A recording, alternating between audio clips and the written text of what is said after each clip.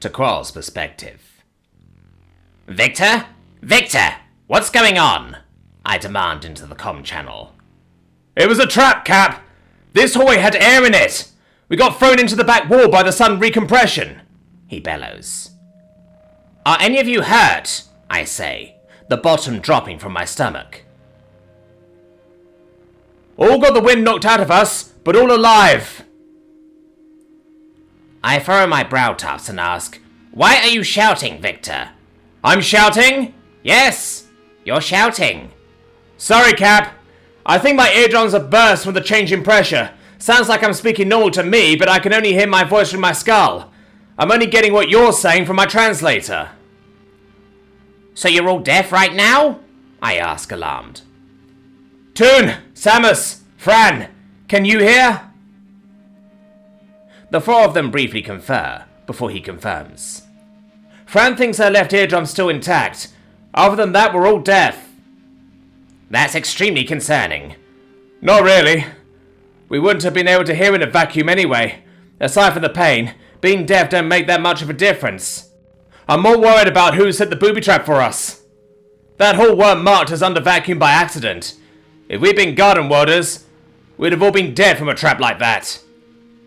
I agree. I think you ought to disengage and come back to the Bright Plume, Victor. Whoever's aboard clearly doesn't want to be rescued.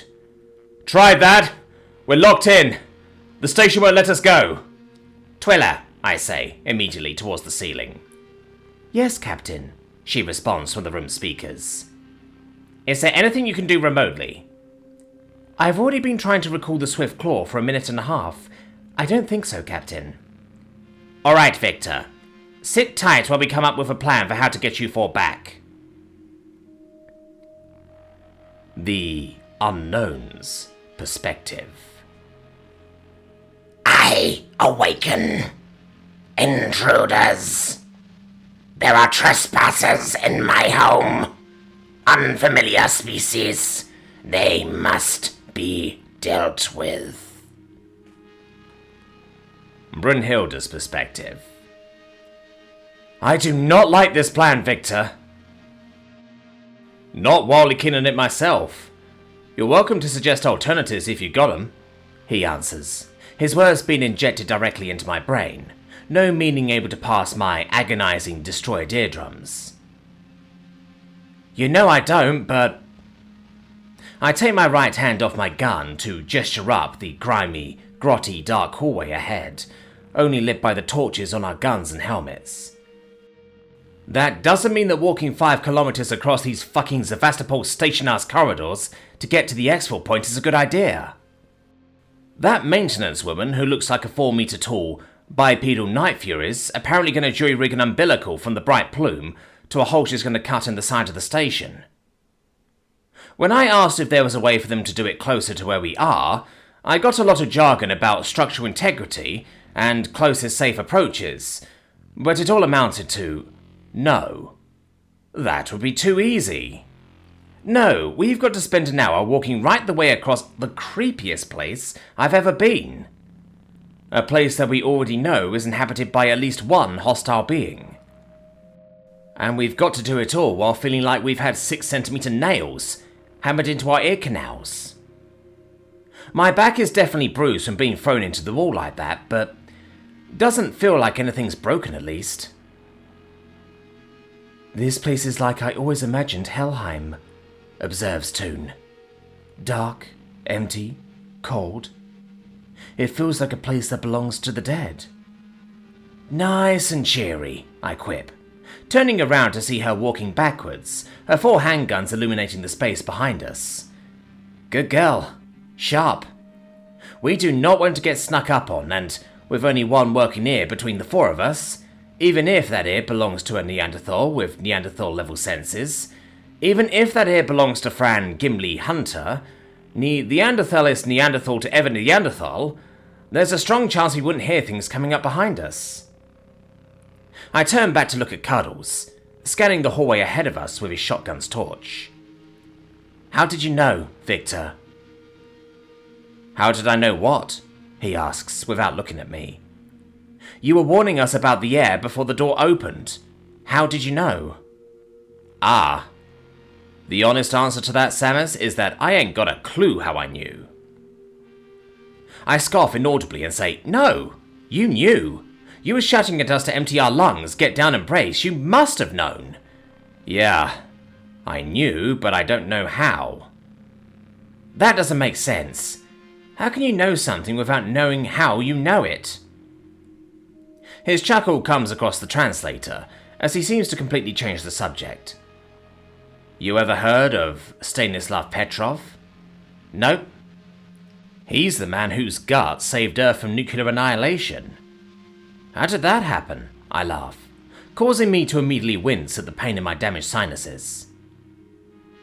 He was a soldier in the military of the Soviet Empire in the late 20th century. His job was monitoring for nuclear launches from the State-Tsar Empire. If his warning system said the State-Tsars had launched an attack, his only job was to call Moscow and tell them. Then, one day in 1983, was a false alarm. The detection system said that the State-Tsars had launched 5 or 6 missiles at them. So, what? He was taking a shit, or... Ugh. His gut feeling saved the world. He didn't trust it. He spent 20 minutes troubleshooting the machine before confirming it had bugged out.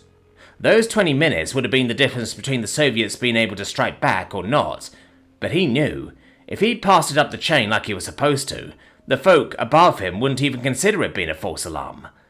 The funny thing was, when folks asked him later why he didn't trust it, he couldn't tell them. Bunch of stuff occurred to him after the fact, like the software was new and unproven in its reliability. 5 or 6 warheads would be a really weird number for the Staters to launch if they wanted to destroy their rivals. Even if they annihilated the 6 largest cities in the Soviet Empire, they still would have been able to strike back in revenge. The aim of a nuclear war is to wipe your opponent out before they have time to retaliate, but, in the moment, he just had a gut reaction and he trusted it. So, you're saying always trust your gut? Isn't that a bit superstitious for a supposed atheist, Cuddles? I smirk. Ain't superstitious. Your brain takes in tens of millions of points of data every day. You're only consciously aware of a few thousand of them. If you get a bad feeling in your gut, it likely means that your subconscious has put something together that your conscience hasn't. Maybe it was the way the light passed through the air just a little different from how it would pass through a vacuum that tipped me off. Maybe there was some sort of external indicator light that I noticed without noticing. Don't know what it was that let me know. I just had a gut feeling. You say that, Cuddles, but oof! Mid-sentence, he darts towards me and tackles me backward like lightning. For the second time in the last hour, my back impacts a solid surface. Hard. Was I pissing him off so much that he decided to teach me a lesson? That doesn't sound like him. I start to scramble to my feet, but partway up, I see the space where he was. He's vanished. Fran, too. Where they stood is a hole in the floor, rapidly closing back up. Victor? Says Toon, wheeling around, the translator letting me know she's screaming. Fucking hell, I sigh. Fran's perspective. Victor and I fell a long way before we finally hit the ground. If it weren't for the low gravity, we would definitely have been badly hurt. He's already scrambling to his feet. You alright, Fran? I hear him shouting with my good ear. I'm alright, Victor, I groan as I pick myself up. Cab? Twiller? Samus? Toon? Anyone, come in! He yells into the open comm channel. I hear you, Victor. What happened? Answers the captain over the comms. Me and Fran fell down a pitfall trap. We're separated from Toon and Samus. More indication of the residents or residents' ill intent towards you. Are you injured? No more than before. Just gotta either find our way out or to where Samus and Toon are now. Alright. Twiller will send you revised directions to the extraction point, with a rendezvous with Toon and Brunhilde if possible. Oh, they're calling us on another channel. I'll let them know the two of you are safe. Be careful, Victor. We'll try to be, Cap. Over and out. He ends the call and turns to me. We should. But at that exact moment, I spot something looming in the darkness at the end of the hallway. My head whips up to point to the shape, and he immediately cuts himself off to look where I indicate. Our helmet lights fall on the thing and my blood runs cold. The claustrophobic anxiety I've had since I put the helmet on soars to the point of near terror at the sight. Fully nude and more than 3 meters tall, the being standing facing us has spindly, yellow-white hoof legs and long, gangling arms that come down to well below its ankle joints, the long fingers of its tetradactyl hands nearly at the floor. Its torso is long, narrow and shaped like a very sharp V, its pelvis around 20 centimeters wide and around 1.7 meters below its 60 centimeter wide shoulders. Its skin is a glossy, reflective black color. Its head has no visible ears, eyes or nose, with a lipless mouth full of teeth, each about half the size of my palm, stretching almost all the way from one side to the other. Blending seamlessly with the size of its head are a pair of sleek, thick, S-curved black horns that more than double the diagonal length of its skull. "Oi!" shouts Victor. "You mind explaining what exactly the fuck is going on here?" He begins walking forward, but my hand involuntarily shoots out to close around his wrist. "Victor," I say, trying to speak loudly and clearly, but unable to do much more than whisper, "there's something wrong with it." He looks from the thing to me, his head cocked, and gestures to it. "He's just an agek, Fran. I know they look a bit creepy and xenomorphy, but they ain't a threat to us. Agek Ral is a class 4. Just look at his body. That's a low-gravity build if I ever saw one." "Could you try to speak quieter, Victor? I know it looks like an agek, but I'm telling you there's something wrong with it." He looks back to the thing, and then back to me. Reducing his volume by less than I'd like, he asks, "What makes you say that?" My mouth opens and closes a few times before I settle on my gut. He looks back at the eerily unmoving thing blocking our path and studies it for a few seconds. Eventually, he asks, "Can't see his chest moving. Can you hear him breathing, Fran?" I turn my left ear towards it, trying not to turn my head too far so that I don't lose sight of it. "I can't, Victor," I whisper. "Would you be able to at this distance?" he asks, at the louder end of normal speaking volume. "I would," I hiss, trying my best not to panic from my overwhelming claustrophobia. Victor gives a weary sigh and says, "Okay. Looks like we might have a case of some kinda hive mind or mind control or zombification shit going on here. Ain't my first time. Try to be gentle with him, just in case the poor bastard's still alive and ain't irreversibly lobotomized." With that, he begins walking towards it. "Wait, Victor! What are you doing?" I whisper frantically, my panic finally settling in.